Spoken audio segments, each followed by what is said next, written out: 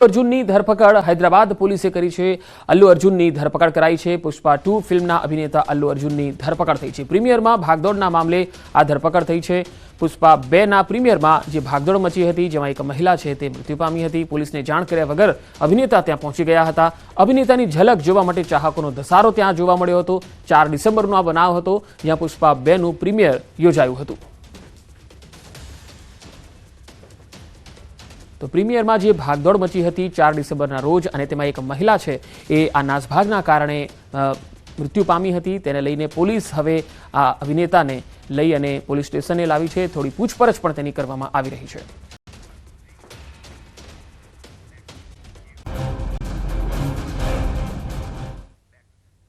નમસ્કાર, ન્યૂઝ બુલેટિનમાં આપનું સ્વાગત છે। હું છું પંકજ શર્મા। શરૂઆત મહત્વપૂર્ણ ખબરથી। ઠંડીને લઈને રાહતના સમાચાર સામે આવી રહ્યા છે। આગામી 7 દિવસ રાજ્યમાં વાતાવરણ શુષ્ક રહેશે। હવામાન વિભાગે આગાહી કરી છે। આગામી 5 દિવસ સુધી વાતાવરણમાં કોઈ ફેરફારની શક્યતા નથી। ઉત્તર પૂર્વથી પૂર્વ તરફના પવનોની અસર રહેશે। નલિયા 8 ડિગ્રી સાથે રાજ્યનું સૌથી ઠંડુ શહેર જોવા મળ્યું। અમદાવાદનું તાપમાન 13 ડિગ્રી રહેવાની વકી છે। જોકે દક્ષિણ અને પશ્ચિમ બંગાળમાં એક સિસ્ટમ સક્રિય થઈ છે, તેની અસર પવનની ગતિમાં વર્તાતા રાજ્યમાં ઠંડી અનુભવાઈ રહી છે। फोरकास्ट है आने वाला अगले 7 दिन मौसम शुष्क रहेगा और जो पवन का दिशा है उत्तर पूर्व से पूर्व का दिशा में है और जो सबसे न्यूनतम तापमान जो लघुत्तम तापमान रिकॉर्ड हुआ है वो नलिया में है 8 डिग्री सेंटीग्रेड और जो तापमान का आज का जो लघुत्तम तापमान का जो पूर्वानुमान दिया गया है आने वाला अगले 5 दिन तक जो है नो लार्ज चेंज में जाएगा। તો 5 અલગ અલગ તસવીર આપણે બતાવી રહ્યા છીએ। નલિયા સૌથી ઠંડુ શહેર રહ્યું છે। સૌરાષ્ટ્રમાં પણ શીતલહેર જોવા મળી રહી છે। લોકો તાપણાનો સહારો લેતા દેખાઈ રહ્યા છે। કચ્છ જિલ્લા આખામાં કાતિલ ઠંડીનું મોજું ફરી વળ્યું છે। તો રાજકોટમાં કોલ્ડ વેવ છે અને તેનાથી બચવા માટે લોકો સવારે મોર્નિંગ વોક કરી રહ્યા છે, કસરત કરી રહ્યા છે, યોગ કરી રહ્યા છે, કારણ કે રાજકોટનું તાપમાન પણ ગઈકાલે 8 ડિગ્રીની આસપાસ જોવા મળ્યું હતું। ઉત્તર ગુજરાતમાં પણ શીતલહેર છવાયેલી છે। હિલ સ્ટેશન માઉન્ટ આબુમાં કાતિલ ઠંડીએ કહેર વર્તાવ્યો છે। માઉન્ટ આબુમાં તાપમાનનો પારો -5 ડિગ્રીએ પહોંચી ગયો છે। માઉન્ટ આબુમાં અનેક સ્થળોએ બરફની સફેદ ચાદર છવાઈ ગઈ। પાર્ક કરેલી કાર ઉપર પણ બરફના થર જામ્યા હતા। આ બરફના થરને કાર પરથી હટાવતા સહેલાણીઓના વિડીયો પણ સોશિયલ મીડિયામાં વાયરલ થયા। ત્યારે માઉન્ટ આબુમાં મોટી સંખ્યામાં પહોંચી રહેલા પ્રવાસીઓએ ફૂલ ગુલાબી ઠંડીની મજા માણી। આબુમાં તાપમાનનો પારો ગગડતા ગુજરાતના સહેલાણીઓ મોટી સંખ્યામાં પહોંચ્યા। સતત માઉન્ટ આબુમાં તાપમાનનો પારો ગગડી રહ્યો છે। સ્થાનિક લોકોના જનજીવન પર કાતિલ ઠંડીની માઠી અસર પણ દેખાઈ રહી છે।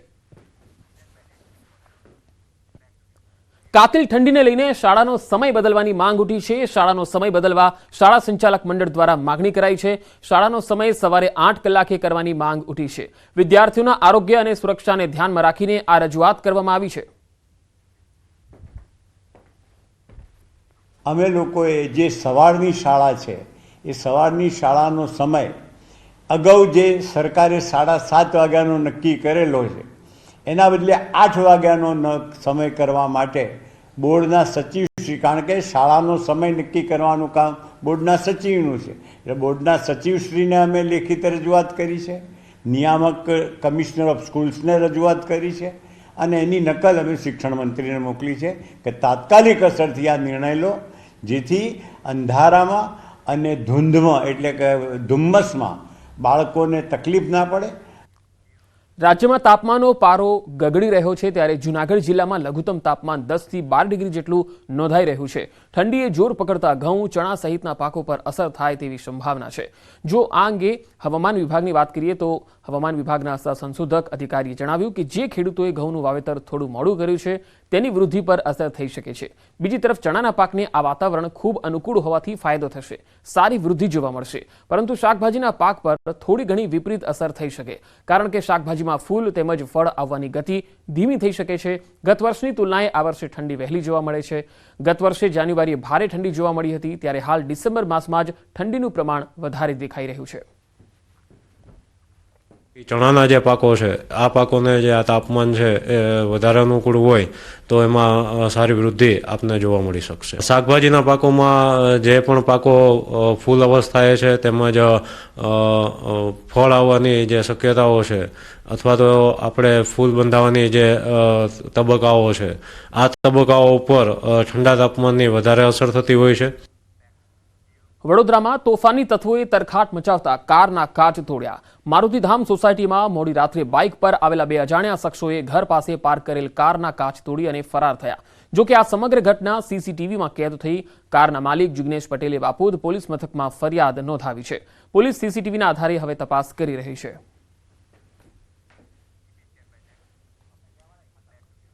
સુરતના પાંડેસરાથી બે ચેઇન સ્નેચર ઝડપાયા. સુરત ક્રાઇમ બ્રાન્ચે પાંડેસરાના વડોદ ગામેથી ચેઇન સ્નેચરની ધરપકડ કરી છે. આરોપી મોહિત પટેલ અને રાહુલ કુમાર ઉર્ફે રંગાની ધરપકડ કરી. આરોપીઓ પાસેથી 12 સોનાની ચેઇન, બાઇક સહિત 12,85,000નો મુદ્દામાલ જપ્ત કરાયો છે.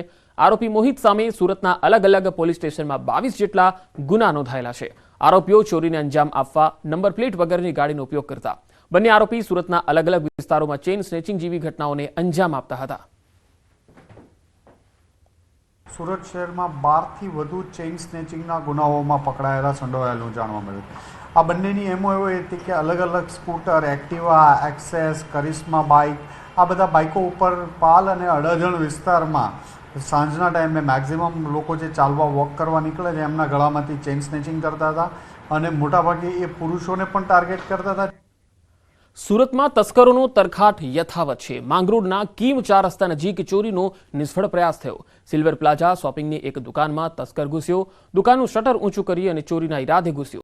દુકાનમાં સૂતેલ કારીગર જાગી જતા તસ્કર ભાગી છૂટ્યો. ચોરીનો નિષ્ફળ પ્રયાસ થયો અને સીસીટીવી કેમેરામાં આ ચોર કેદ થયો છે.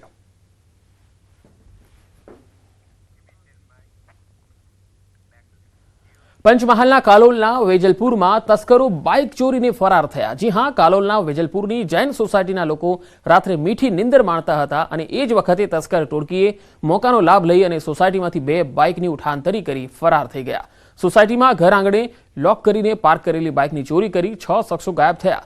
જોકે બાઇક ચોરીની આખી ઘટના સીસીટીવીમાં કેદ થઈ છે. વેજલપુર પોલીસે બાઇક ચોરી અંગે તપાસ હાથ ધરી છે. જૂનાગઢમાં આપા ગીગાની જગ્યા સત્તાધારના મહંત વિજય ભગતનો વિવાદ સંવાનું નામ નથી લઈ રહ્યો. સત્તાધારના મહંત વિજય ભગત પર તેમના ભાઈ નીતિન ચાવડાએ વ્યભિચાર સહિતના ગંભીર આક્ષેપો કર્યા.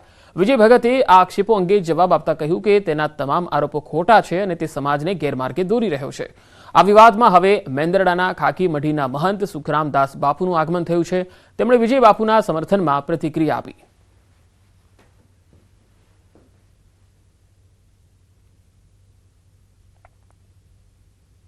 નિવેદનમાં ઘણા લોકોને માર્યા છે એનું આપણે વિસ્તૃત એનું વર્ણન કર્યું છે.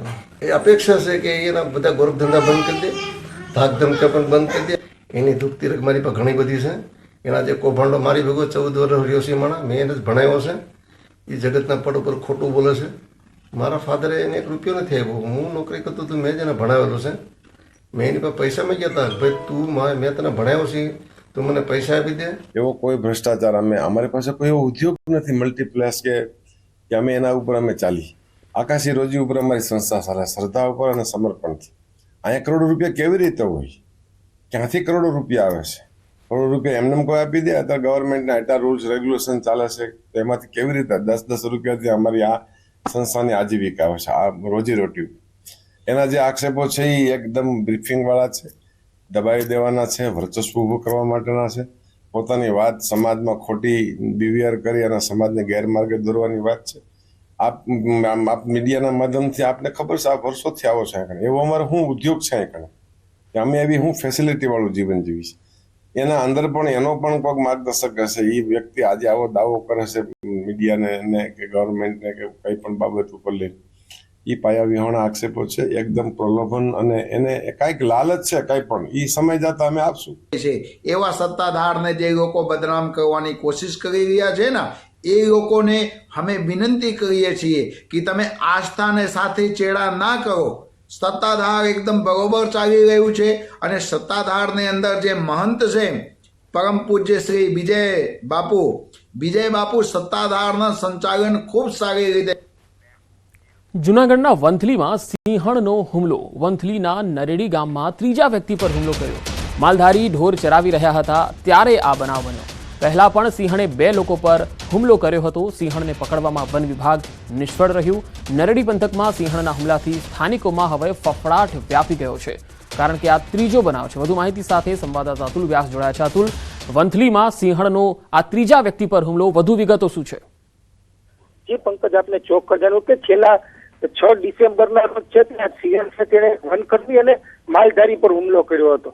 ત્યારે આજે બપોરના સમયે જે માલધારી છે તે પોતાના ઢોર ચરાવતો હતો ત્યારે અચાનક સિંહણ આવીને તેની પર હુમલો કર્યો હતો. એટલે છેલ્લા 7 દિવસની અંદર સિંહણ દ્વારા છે તે 3 હુમલા કરવામાં આવ્યા હતા. વન વિભાગ દાવો કરી રહ્યા છે કે અમે તેને પકડવા માટે પાંજરા મૂક્યા છે. પણ આજે સવારે જે વન વિભાગે પાંજરા મૂકવામાં આવ્યા હતા તેમાં ઓચિંતો દીપડો પુરાઈ ગયો હતો. પણ હાલ જે રીતે સિંહણોના જે માનવ ઉપર હુમલા આવ્યા છે તેને લઈ અને વંથલીના નરેડી ગામમાં છે તેમાં ગ્રામજનોમાં ફફડાટ થઈ રહ્યો છે અને લોકોની એવી માંગ છે કે આ જે સિંહણ છે તે સિંહ છે તેને તાત્કાલિક પાંજરે પોલે અને વન વિભાગ આમાં કાર્યવાહી કરે તો જ ગ્રામજનો છે તેને આમાંથી ફફડાટમાંથી બહાર આવી શકે. બીજી તરફ જે વાત જાણવા મળી રહી છે. જી અતુલ, આભાર માહિતી આપવા માટે. ત્યાં ઢોર ચરાવતા હતા બાપા નરેડી, ત્યાં સિંહે બાપા માથે હુમલો કર્યો અને ઈજા પહોંચી છે બહુ. પડખામાં લાગ્યું છે અને ઓઠમાં લાગ્યું છે. 3 જણાને ઈજા કરી અને એની પહેલા 2 થી 3 જણાને ઈજા કરી હતી. સિંહે હુમલો કરેલો.